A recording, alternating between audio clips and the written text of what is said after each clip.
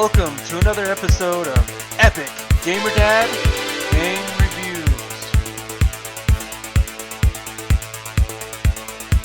On today's review, we'll be taking a look at Gradius 3. Gradius 3 was developed by Konami in 1989. Ported over to the SNES in 1991. Gradius 3 is a side-scrolling shooter where you jump into a plane, blast evil creatures into oblivion. For some people, this is a great pastime. These were super common games in the arcade era and often ported over the SNES. These games are super challenging, kind of like Dark Souls 3.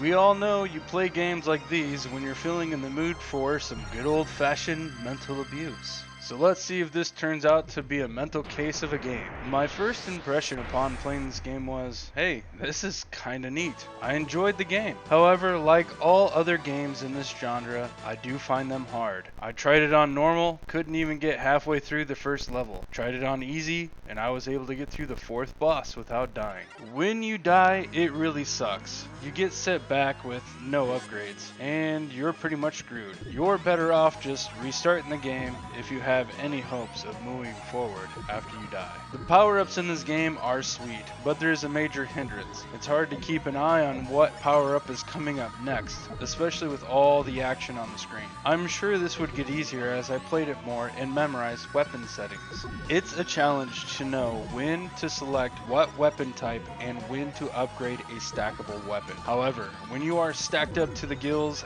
you can destroy everything and fly through the map like an absolute devastating force. You literally make Optimus Prime in night mode riding Grimlock look like a sissy doll with a tutu. The sound in the game is pretty amazing. They did a great job with that. They really paid attention and created some cool sound effects using stereo mode. For instance, when the intro hits, you really notice the sound and how it moves from one speaker to the next. This kind of sound dimension is carried into the game. When something blows up to the left or to the right, depending on where it is in the screen, it's more apparent to the speaker. You can really hear it with the headphones on. Very cool feature. The visuals are another good aspect of this game. Great boss design, good level progression.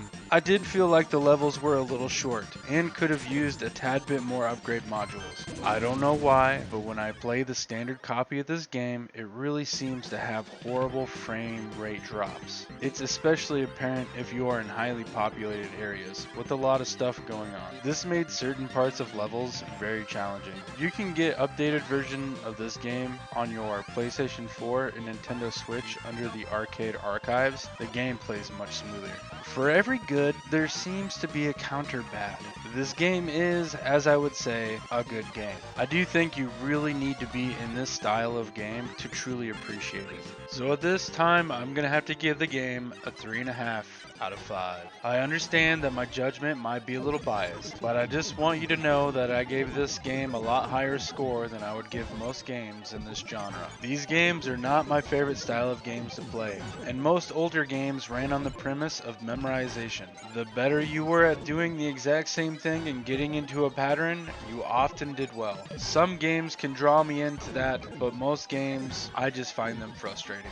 When it comes to arcade style games, I played more of the fighter tournament games, like Street Fighter 2, Turtles Tournament Fighter, and Clay Fighters. I find much more enjoyment in games that revolve around strategization and anticipation. I find them far more stimulating than simply trying to memorize a route or a pattern that I have to stay in. A lot of times it makes me feel like I'm stuck in a box. And I think that's one reason why I gave this game such a high score, because I don't really feel like I was stuck in a box as bad. I didn't really get the sense of being trapped as much in this game. And I think it's because of how powerful you can get. And when you get so powerful, it seems to break the game, and it really creates an enjoyable experience. But the second you die, you get put back in that box. You are extremely limited in what you can do, and you are forced into learning certain patterns and motions in order to gain power-ups again. Otherwise, you simply just have to start over in the game. So I feel that this game had a pretty decent balance, and that the pros are good enough to enjoy this game. So once again, thank you so much for being a part of this and taking time to watch another episode of Epic Gamer Dad Reviews. If you enjoyed these, would you consider subscribing to our channel and or liking and sharing these videos. It really helps out a lot. Thank you so much for being a part of what we do. I just want to give a special shout out to my friend Tyson. Thank you so much for supporting me and helping me dig further.